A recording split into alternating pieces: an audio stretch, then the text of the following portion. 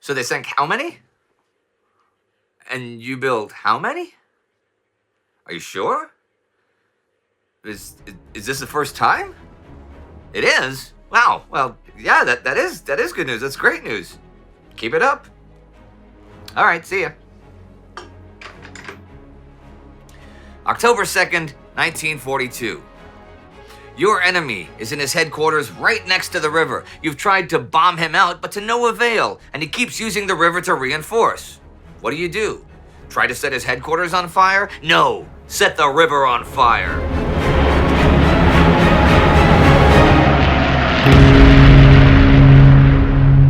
I'm Indy Neidell. This is World War II. Last week, Axis attacks in the Caucasus met with little success, though the German attacks in Stalingrad, now measured in meters and not kilometers, continued driving back the Soviet 62nd Army, and then turned to focus on the northern suburbs and the factory district, and Franz Halder was replaced as German Army Chief of Staff by Kurt Zeitzler. And on the 25th, the Maritime Commission in Washington, D.C. announced that 488 American cargo ships had been built in a year. For the month of September, for the Battle of the Atlantic, total Allied shipping losses are 114 ships for 567,300 tons. U-boats sink 98 of them for 485,400 tons. But for the Allies in September 1942, tonnage built, for the first time during the U-boat war, is greater than tonnage lost. If this keeps up, then the shipping crisis, which has been the main hurdle to Allied strategic planning, will ease considerably. For example, at the moment, the U.S. Joint Chiefs won't spare a single ship for anything that might weaken Operation Torch, the invasion of Vichy French Northwest Africa, planned to kick off in a few weeks' time. But with more shipping available, more fronts might be supplied simultaneously. In September for the Mediterranean, 1/3 of supply ships sent to Erwin Rommel's Axis forces in North Africa are sunk by the Allies. On top of that, a lot of supplies and vehicles that do arrive are sent to inactive Italian units in Libya. On top of that, Italy only has 1/3 of its merchant fleet from 2 years ago. The rest has been sunk or captured. On October 1st, the Japanese ship Lisbon Maru is torpedoed and begins sinking. 1,816 British POWs are aboard en route from Hong Kong to mainland Japan. When the prisoners try to abandon ship, the hatches are battened down.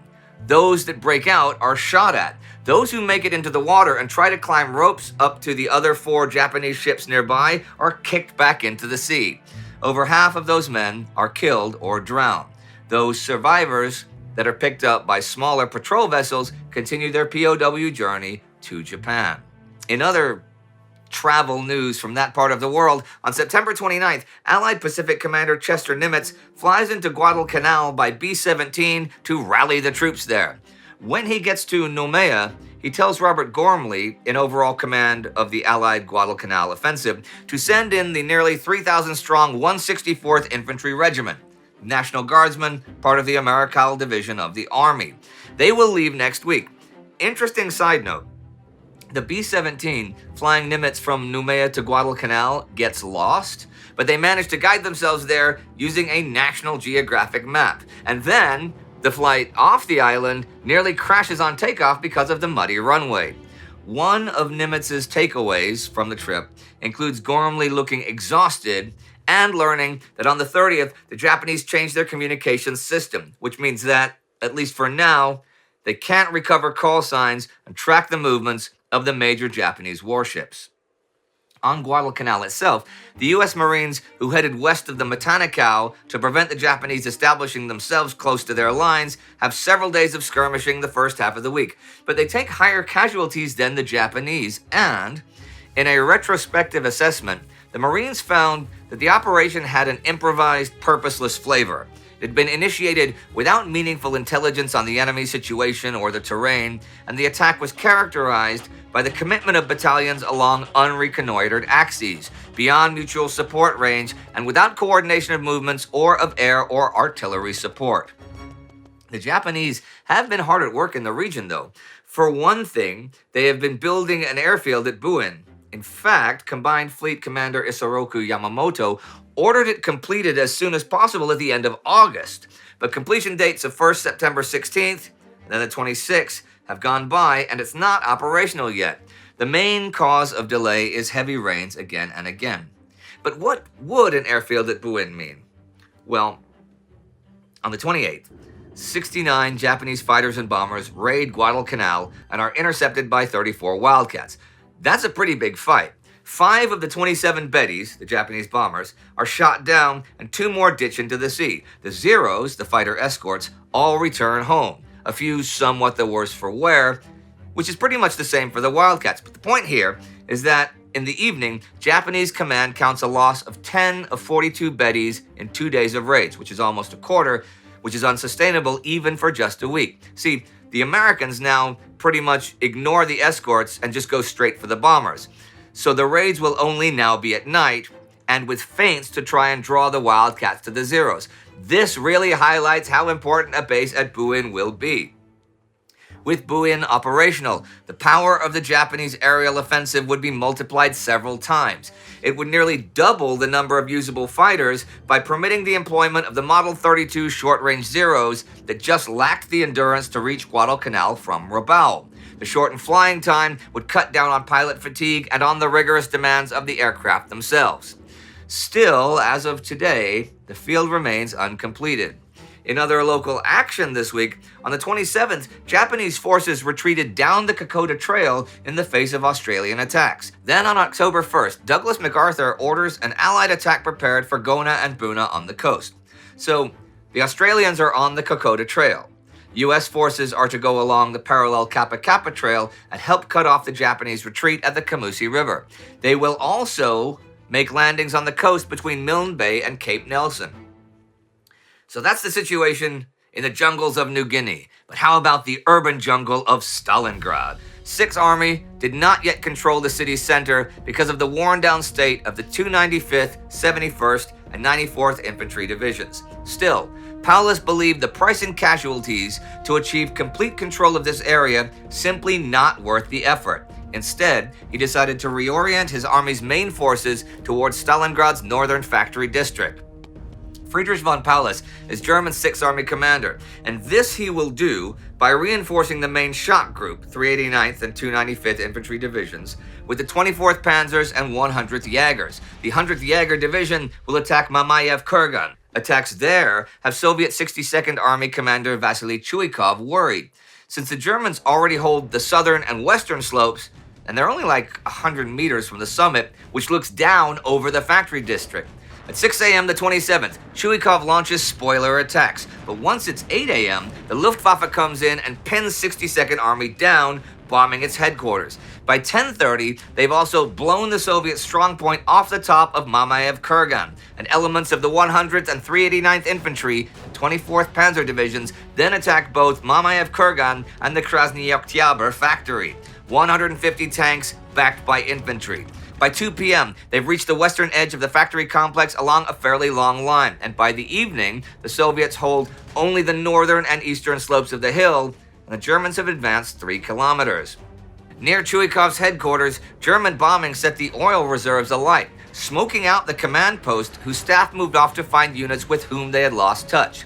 On the left flank, the situation worsened south of the river Zaritsa. The 92nd Brigade disintegrated. 42nd Brigade was withdrawn. The Germans broke through to the Volga in some strength south of Zaritsa, occupying a 5-mile sector of the Volga bank. Well, Mikhail Shumilov's attacks with 64th Army do distract the invaders, but they're established now at Kuporoznoye between 64th and 62nd Armies. Chuikov gets some reinforcements that night. The remainder of the 193rd Rifle Division crosses the Volga under heavy fire, and by morning are established in the cookhouses of the Oktyabr factory complex. At night, the Russians reclaimed much of what they had lost in the day, going out in fighting patrols or singly to knife and club in the darkness, sending their military traffic through the natural gullies and the artificial canyons formed from the flattened houses. On the 28th, Chuikov has Soviet artillery from across the river focus on the summit of Mamayev Kurgan, while German dive bombers try to knock out Soviet river traffic. They managed to put 5 of 6 steamboats working the Krasny Oktyabr landing stage out of action. The factory complex itself still holds against the attackers on land. though they have overrun parts of the workers' village to the west. Although German forces do break through Soviet forward lines at the southeast of the silicat factory.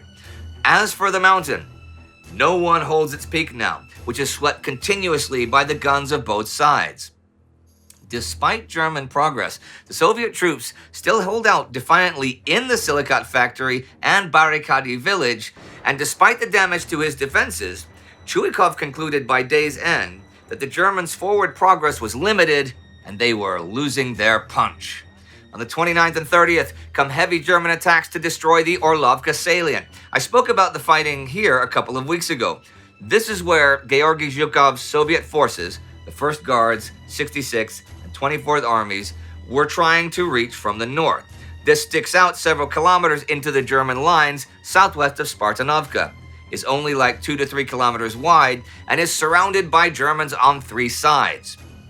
Paulus wants to reduce this as a prelude for heavy attacks on the Krasny Oktyabr factory, since it's a fairly major obstacle.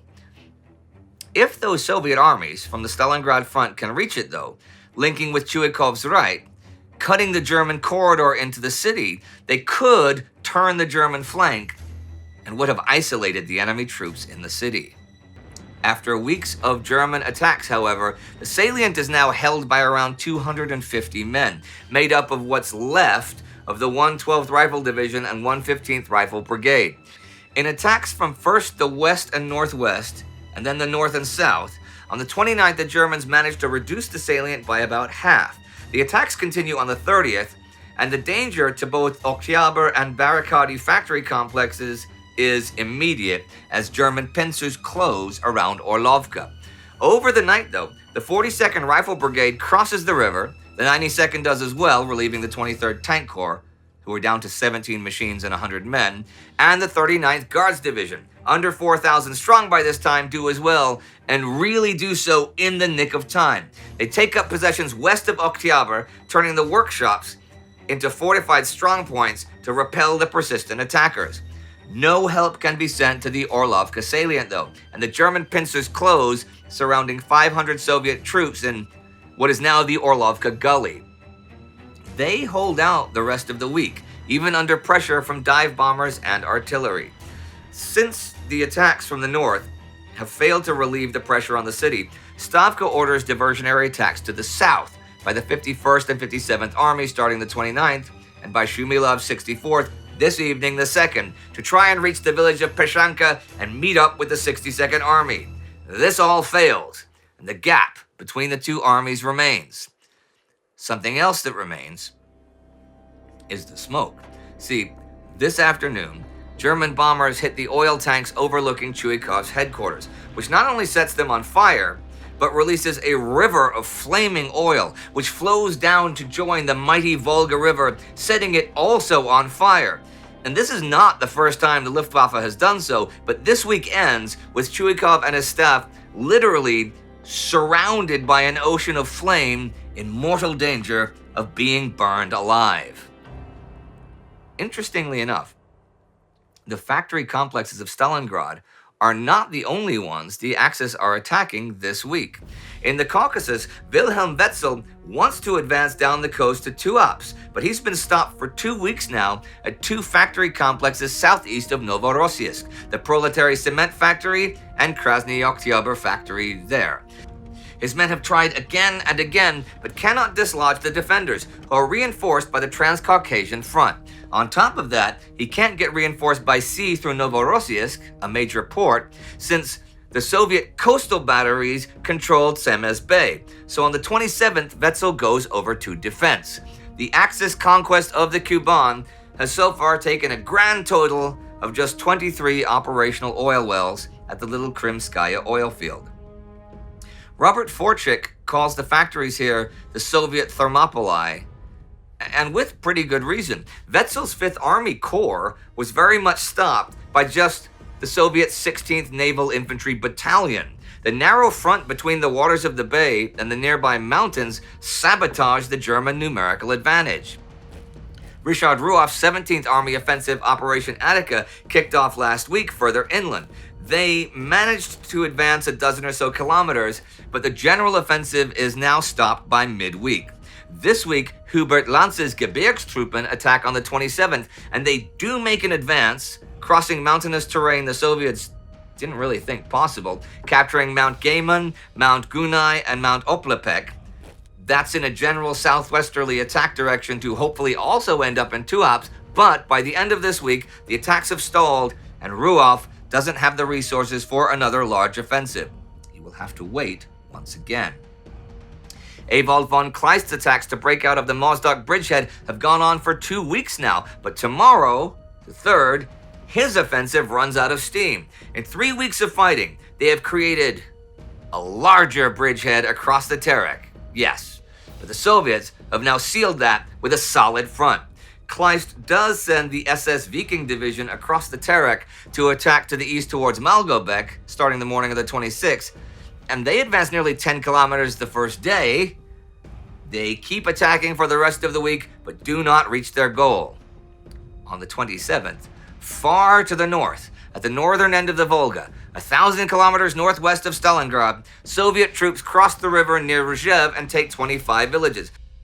I know I do not cover this particular front very often here since the spring fighting, but check out our Instagram day-by-day coverage of the war, where it has gotten some good coverage the past couple of months. And that brings me to the end of the week. A week of dogfights and skirmishing at Guadalcanal, the Japanese pulling back on New Guinea, and the Soviets very much frustrating the Axis in the Caucasus and Stalingrad. Oh, and on the 2nd, U.S. President Franklin Roosevelt is given power to control wages, salaries, and prices from November 1st, when the Stabilization of the Cost of Living Act becomes law. And something else that I'll end with today that I found in Martin Gilbert. On September 26, August Frank, an SS Lieutenant General, writes to the administrations at Auschwitz, Treblinka, Sobibor, and Bevjech extermination camps on what to do with property of the evacuated Jews. There is to be a system. Any jewelry, foreign currency, precious stones, or dental gold is to be sent to the SS to go to the Reichsbank. Small personal items like watches or wallets are to be cleaned and evaluated and then sent to the frontline troops. They will be allowed to purchase them. Gold watches, however, go exclusively to the SS. Women's clothing and even children's clothing are to be sold to ethnic Germans. Quilts, woolen blankets, thermos flasks, ear flaps, combs, table knives, forks, spoons, and knapsacks all were listed by General Frank. So too were sheets, pillows, towels, and tablecloths. All were to go to ethnic Germans. Spectacles and eyeglasses were to go to the medical officer of the German army. Gold frames were to go to the SS. Valuable furs were likewise to go to the SS. Everything was priced in meticulous detail. For instance, General Frank wrote, 1 pair of used men's trousers, 3 marks. 1 woolen blanket, 6 marks, etc. Within 2 weeks of General Frank's note, 50 kilograms of the dental gold already accumulated were sent to the SS for its own dental needs. Mass plunder and mass murder had led to mass profit and were to continue to do so for another 2 years. I mentioned our Instagram day-by-day coverage of the war, and you should definitely check that out for more details and in-depth coverage. You can check that out right here. Our Time Ghost Army member of the week is James Foss. It is because of James and the Army that we're able to make this series and all of its sub-series. So join the Army so we are able to one day finish this war. Don't forget to subscribe. See you next time.